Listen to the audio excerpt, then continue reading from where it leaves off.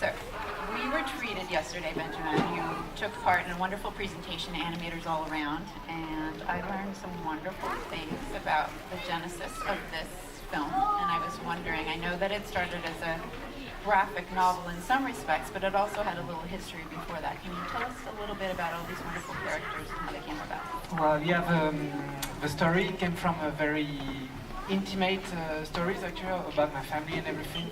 The first time I drew these characters, I was 13 or 14 maybe, and I used to draw the pig and the duck and the rabbit as presents for my family, like little strips I was doing for them for Christmas, for example, just to explain them why they wouldn't have a present because the duck or the rabbit would forget the present, and for me it was a way, to just give them present without spending any money for them.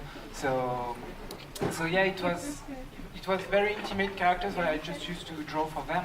And actually, at some point, my brother, when I was 19, it's a big brother, and he told me he was about to have a baby, and his wife was about to have a baby. I always but his wife was about to have a baby, and I decided to, while he was waiting for his baby to arrive in life, I used to draw every week a small page where a sort of update of where his baby was. Like the stork was going to deliver the baby, but she had an accident, so she gave the baby to a pig, a duck, and a rabbit, which is a very bad idea. And so every week he could know that his baby was as you saw in the film actually, like in a truck or this place or anywhere. And in the end, of course, the baby was delivered because he had her baby. But this graphic novel was really intended only for my brother, and at some point it became a film. So all those stories, I just started them to give them as presents for my family, and at some point I just did the Big Bad Fox as a real graphic novel that I would give to the audience. It was not only for my family, but I decided to make it also for the audience. But still, the idea of the Big Bad Fox was born when I was a child, because I was visiting a farm in a barnyard, and there was a chicken coop, and there was a nest and an incubator, with eggs inside, and the eggs were ready to hatch. And my father was with me, and I told him I want to stay, I want to see the chicken hatch from the eggs.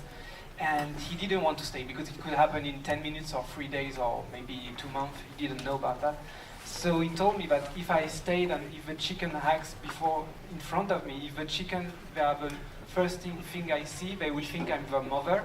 So I will have to take care of them, I will have to take them to school, I will have to feed them and everything, earn money so they could have a good life and good studies and everything. And at the time I was only 6, and honestly I was not ready to be a single mom, so I just, I was a coward, I just left, and I didn't take care of those chickens. But still the idea stayed in my mind, and I was really wondering,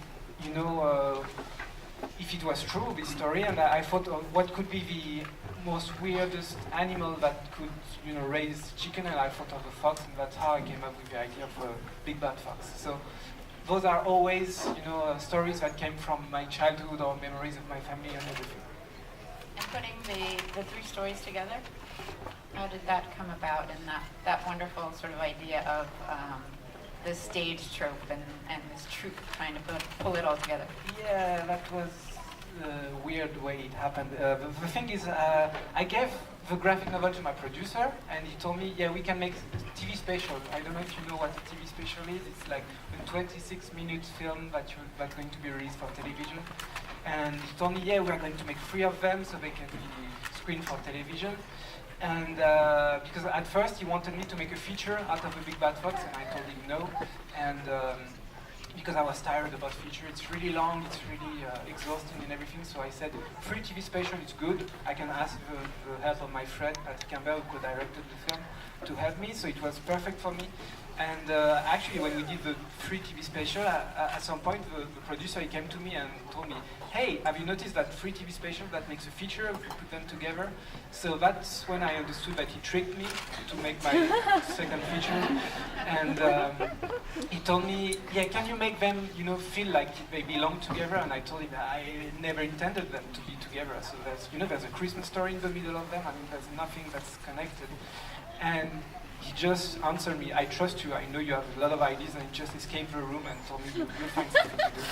And I was like, with those free TV specials that were not meant to be together, so I tried to think of many ideas how to connect them, maybe with a storyline in between, but I couldn't find anything. So in the end, I just quit and said, "Okay, we're going to play with that. We're just going to make those actors that obviously are really not good actors, and they are just rehearsing or doing theater, but they are really amateur people." So that's how I came up with the idea of making them together with these theater little scenes in between, so we could just play with that. Fantastic, great playing. So I am going to start with a question over there. We have some eager. Hello.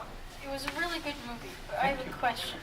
Why was there a crepe recipe in the credits? Yeah, well, Good catch. yeah, well, I don't know if everyone noticed, but in the credits there's the recipe of the crepe, which is a very thin pancake. And actually it was just a joke. I mean, I just wanted to watch how many people would notice that, because people never read the credits, so for me it was a way to check if people read the credits, and if they did, they would be rewarded with a wonderful recipe of crepe. And that's why Yeah, that's definitely part of why I said the best credits ever, because I'm trying to pause it and write down the recipe. All right, over on this side, please. Why did you decide to make it like a watercolor, background and characters? Yeah, well, it's mostly because I love watercolor. I love doing watercolors, and when I did the graphic novel, I used watercolor because I go very fast with it, and I love drawing this way. It's a very spontaneous way to draw with watercolor because you can't. It's not like with oil painting where you do something and you can correct it. With watercolor, once you do something, you can't correct it. So you have to be very spontaneous and very confident when you do it, and that makes a lot of accident that I like. And that's why I wanted to have this very spontaneous and very quick-paced way of drawing in the film as well. Good question. Right over here, please. Was Pauline the real name of the baby? And if not, what was the baby's real name? So the real name of the baby is Pauline, actually. So that's very. There you go. At the time when I drew the graphic novel, I didn't know her name yet. I didn't even know her sex. So we in the story, in the graphic novel, we discover her sex as I discovered it myself. And as I didn't know how she was called, I called her Piggy for some reason. And my brother didn't want to call her Piggy, but I was really disappointed. So she became Pauline, and that's beautiful, but not as good as Piggy. All right, over here, please. Hello. Because a lot of these were based off of your experiences and you had been drawing this for so long before it became a comic book and a movie, did you feel there was any risk involved bringing something so intimate of yours to the screen that has been involved in your life for so long? Was there something scary about it? Did you feel it was risky? Not really risky, but definitely weird. It's sort of drawings I used to make for my own leisure, and it was a hobby and everything, and suddenly it became very professional, and we were rewarded recently at an awards, and for me it was very weird to have received a reward for something that used to be a present for my family. So that definitely that feels strange, but still I like to tell it's about me and my own experience. For example, even the Big Bad Fox is really, it's almost autobiographic. I never tried to eat anyone, but what the story tells about how you accept yourself.